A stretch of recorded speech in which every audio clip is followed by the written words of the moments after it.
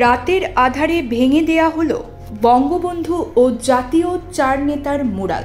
টাঙ্গাইল শহরের শহীদ স্মৃতি পৌর উদ্যানে রাতের আধারে ভেকু দিয়ে বঙ্গবন্ধু শেখ মুজিবুর রহমান ও চার নেতা সৈয়দ নজরুল ইসলাম, তাজউদ্দিন আহমদ, আবুল হাসনাত মোহাম্মদ কামরুজ্জামান ও মোহাম্মদ মনসুর আলীর মুরাল ভেঙে দেওয়া হয়েছে। সোমবার 30 ডিসেম্বর রাত 9:30টার দিকে পৌর উদ্যানে স্থাপিত এসব মুরালগুলো ভেকু দিয়ে গুঁড়িয়ে দেওয়া হয়।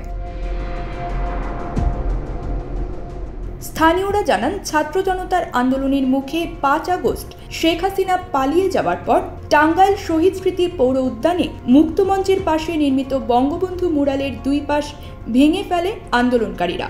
এ সময় পাশে থাকা জাতীয় চার নেতার মুরালও ক্ষতিগ্রস্ত হয়। পরে সোমবার রাতের আধারে ভেকু দিয়ে তা পুরোপুরি ভেঙে দেওয়া হয়েছে।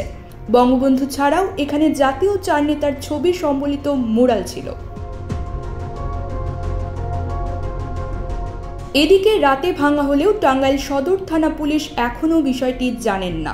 মঙ্গলবার সকালে টাঙ্গাইল সদর থানার ভারপ্রাপ্ত কর্মকর্তা তানভীর আহমেদ বলেন, পৌর উদ্যানে স্থাপিত মুরাল ভাঙার বিষয়টি এখনও জানি না, স্থানটিও পরিদর্শন করা হয়নি।